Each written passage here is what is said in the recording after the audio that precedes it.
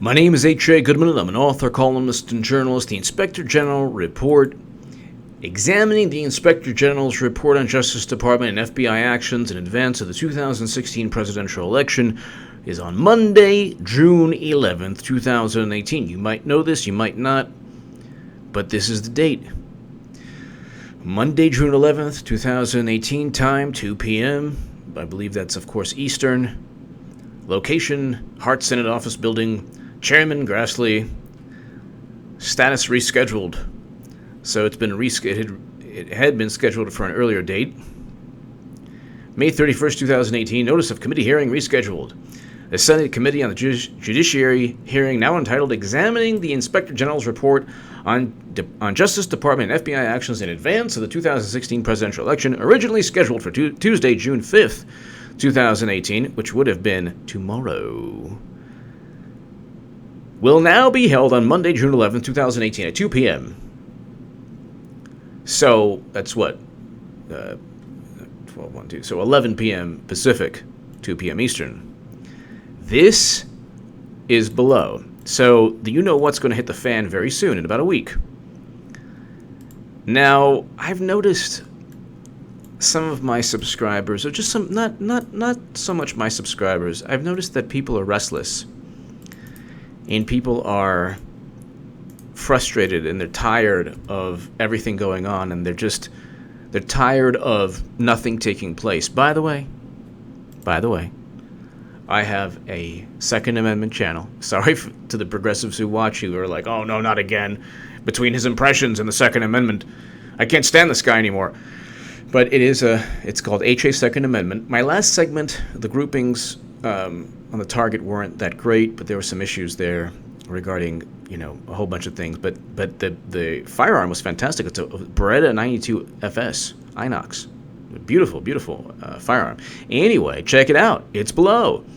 And if you're into the Second Amendment, check it out. I also have a Daily Caller article that was retweeted by the NRA and also by the Gun Owners of America. Interestingly, really quickly, somebody in my last segment, the critique was, oh yeah, you claim to be independent, but you back the NRA. Yeah, and so I don't see anyone who say that violent video games with active shooters in the video game blowing up people's heads and just the gore and I don't see them, if you're a gamer or if you happen to promote free speech or the First Amendment, I don't see anyone who says, oh, there's nothing wrong with video games, being an extremist. And by the way, I don't believe any video game should be banned. I don't believe also there should be egregious regulations or laws that hurt law-abiding citizens regarding the Second Amendment. That's a whole other story. You can, in my definition, I'm very much an independent. The Second Amendment, joining the NRA and joining the Gun Owners of America, is not an extreme position. It's been made an extreme position by people who have armed security around them, like Chelsea Handler or Alyssa Milano or other people. You can go on forever about that. But anyway, Inspector General report will determine if Comey or McCabe lied. This is Chuck Grassley. So, examining the Inspector General report, so the actual Senate testimony, congressional testimony, will be next week. The 11th is next Monday. So you're looking at next Monday. 1 week from now, ladies and gentlemen, 1 week from now. But let's listen to Chuck Grassley, because in addition to Fusion GPS, Glenn Simpson, Christopher Steele, the Steele dossier, Hillary Clinton, emails, Anthony Weiner's computer with classified intelligence, a whole bunch of other things, transferring top secret intelligence from Cybernet, JWICs, and SCIFs onto an unencrypted server. We can go on forever. If you watch this channel, you know that I can go on forever. But let's just listen to just one aspect of the Inspector General's report. The Michael Horowitz, the DOJ Inspector General, the worst case scenario is that he gives people enough evidence, enough criminality, or enough evidence of criminal or unethical behavior by Comey, McCabe, Clinton, all of them, for Sessions to eventually appoint a special counsel. That's the worst case scenario. The best case scenario is you see McCabe being indicted, Comey being indicted. I believe McCabe will be indicted, and I also believe that Comey will be indicted also. But McCabe is like a slam dunk. Anyway, let's go ahead and listen to Chuck Grassley, because one of the two is lying. Either McCabe is lying or Comey's lying, so check this out. Been working on. You obviously have been calling for a second special counsel in the investigation into the FBI and its handling of the Hillary Clinton email situation. Deputy FBI Director Andrew McCabe was fired on Friday, we know, after the Justice Department's own Inspector General concluded that McCabe misled investigators about his role in directing other officials. This is obviously in March, but it is going to highlight exactly what's going to take place here. At the FBI to talk to the media in connection with that ongoing investigation. McCabe shot back in a statement on Saturday, and here's what he said on Saturday morning. Senator, I got to get your take about this. He said, as deputy director, I was only one of a few people who had the authority to do that, to talk to a reporter. It was not a secret. It took place over several days, and others, including the director, meaning Jim Comey, were aware of the interaction with the reporter. So he basically said, yeah, I spoke to the Wall Street Journal after. So McCabe is saying, oh, I didn't do anything wrong. The Office of the Professional Responsibility, which is hilarious that the FBI even has that with Comey as head of the FBI. The guy lies all the time. He's a slimy reptile. But the Office of Professional Responsibility said that Andrew McCabe, what he did was not only leak information about the Clinton Foundation investigations, he only did so. The reason for doing so was because he received $700,000. His wife received $700,000 to $1 million, over $1 million, from Terry McAuliffe and other PACs dedicated to Hillary Clinton, devoted or beholden to Hillary Clinton and the Democratic Party. So to make it seem, under the guise of being tough on the Clinton Foundation, he wanted to go ahead and portray this image that he was tough. He didn't do it for, there's no public exemption clause, or he didn't do it for the public's benefit. He did it to save face, or to kind of make it seem that he was tough, even though he had taken and he was beholden because of that money. Democrats are very interesting. When there's not even a connection between Trump and anything to do with Russia, they'll be suspicious and they'll try to say, well, what about this? What about that? And they'll try to make correlations that just don't exist, just because they hate Trump so much and are so suspicious of him. But if you make the same type of if you use that suspicion with actual logic and reason and a mountain of evidence, for example, hundreds of thousands of dollars from Terry McAuliffe, who is one of the biggest Clinton backers, to Andrew McCabe's wife for her state campaign in Virginia. Oh, well, you know, that didn't affect him at all. Why would that affect him? That didn't affect him at all. So, anyway, let's continue. We know that he wasn't candid about it initially, but my director knew about it. Jim Comey knew about it. But we went back to when you questioned Jim Comey, Senator Grassley, last May, and he was under oath. Let's go through that right now and take a look. Now pay attention here. This is really important. This is one of the many times he's lied under oath. So he lied under oath, Comey, regarding exonerating Clinton. He said he didn't exonerate Clinton until after her interview with Strzok, which is ridiculous. He had already written the exoneration letter before the interview. And then Strzok was there. It was a complete setup. Strzok wrote about an insurance policy that had to be implemented because they couldn't take the risk of Trump becoming president. Obviously, he's referring to Trump-Russia. But let's continue here.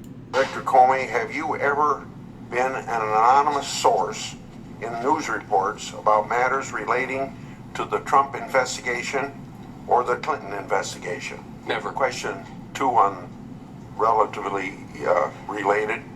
Have you ever authorized someone else at the FBI to be an anonymous source in news reports about the Trump investigation or the Clinton investigation? No. So he never authorized. So he's saying that McCabe is lying. The McCabe said, hey, you let me go ahead. And this is just one aspect of we're not even getting to the FISA, Steele dossier, Carter Page, all of this stuff. exonerating Clinton, all Loretta Lynch speaking about golf, Brexit, and grandchildren. We're not even talking about all of these issues. The political will and momentum is building, ladies and gentlemen. And I know that there are people frustrated, and I can sense the kind of frustration from a lot of people. Like, oh, it's never going to happen. No, we're just going to get let down. Trust me, there's no way to get let down from this. Even the worst case scenario in terms of a letdown is that Horowitz says, well, they did this, and that. And everything that he explains is obvious, overt criminal activity, but he doesn't follow through. The follow-through then could be easily people like Matt Gaetz or Zeldin, I believe his name is, the Republican in New York, Jim Jordan, Ron DeSantis, all of them. They're a hardcore Congress people, men and women, who are on the Republican side who want justice pertaining to this issue. This is beyond policy. I don't really want a wall. I don't want a wall. But it's not about policy. I'm voting for Trump in large part because he's... If you want to use the term draining the swamp, then say, well, he's part of the swamp, fine. If you want to just say he is exposing corrupt FBI and CIA officials, you need those people exposed. Russia never hacked the DNC. It was a leak, not a hack. And Russia never interfered in the election. Hillary lost in 2015. I said she was going to lose. In 2015, I might just start on Twitter every single day, going ahead and sharing my YouTube segment where I state that she's going to lose. That's also on the profile page of my Twitter handle, at H.A. Goodman Author. Go ahead and follow me there, at H.A. Goodman Author. It helps alleviate the shadow ban issue, by the way, which is great. But let's listen to Grassley now. So, Senator, no and never. Who's lying? Is he lying under oath, or did Andrew McCabe lie on Saturday morning? If I could, I'd like to step back a little bit and say it sounds to me like there's really a conflict here. I don't want to say people are lying. He doesn't want to see people are lying because he's, has to maintain some kind of diplomacy or civility or whatever. He knows people are lying. Everything that you and I know to be true, that people are lying, there's a cover-up, the people in power know as well. It's just that the Democratic Party doesn't want to believe it and is doing everything possible to, he's a tyrant, he's a dictator, Anyway, let's continue. Because that's going to be up to the executive branch and the prosecution of people that lie under oath or lie to the FBI. But I do know this. First of all, Ray got rid of McGrath. Also, the Inspector General gave some information to the Office of Professional Responsibility, and both the IG and the Office of Professional Responsibility are very basically non-political people. Like, for instance, the latter has been in that position for 12 years under two administrations. Don't you love Chuck Grassley? So this will be below, too, in the description section. Look, June 11th, 1 week from today. The link is below. Be there or be square. It's like those old, monster car shows. I don't know if you remember, in the 80s, Monday. Inspector General report. Gonna show Comey's lying, or McCabe's lying, or they're all lying, or Clinton is gonna get indicted. It's all going to come to a very logical conclusion. We can go on forever regarding Paul Sperry is a great journalist in terms of all of this. And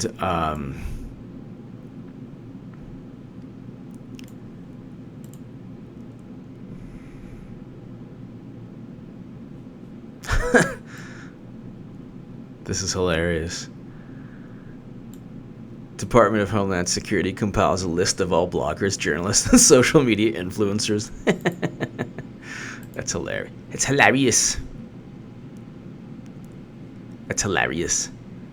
That's so funny. Don't you have better things to do? Don't you have better things to do if you're billions of dollars?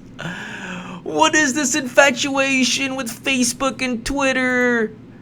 They're going to go the way of MySpace soon. Oh my goodness. Huh. Been on RT 9 times. Is that a good thing or bad thing for this list? Yeah, it's either 8 or 9 times I've been on RT. Nothing wrong with that. I think it's fantastic. Department of Homeland Security compiling database of journalists. What the heck? All right. Anyway, give me your thoughts below. Share this segment everywhere. I'm going to keep this relatively quick. No impressions this time. I think there are I've received so much love and support for my impressions of Sessions. How are you today, Mr. President? And Brennan, oh no, Brennan. And James Clapper, Chuck Todd, if you ask me again, I'm going to stab you in the eye with this pencil. But, I mean, there's some people who are just like, NRA, and your impressions? I'm done. I'm unsubbing. Unsubbing! Yeah, so, but that's also a reflection of what's going on. We've been constantly, how do I say it? We're used to no justice taking place. We're used to just criminals in power getting away with everything. That's going to change now. We're 2 years into the Trump presidency. He has already wrestled the deep state or intelligence community away from Clinton. Clinton's power is dwindling every day. So, and then the Inspector General report's coming out, and he's meeting with Kim Jong-un. In terms of political momentum, the Democrats have nothing. The Democrats are trying to climb uphill when an avalanche is just rolling down towards them. That's the momentum that they have. Give me your thoughts below. Share this segment everywhere. June 11th, Inspector General report is coming out.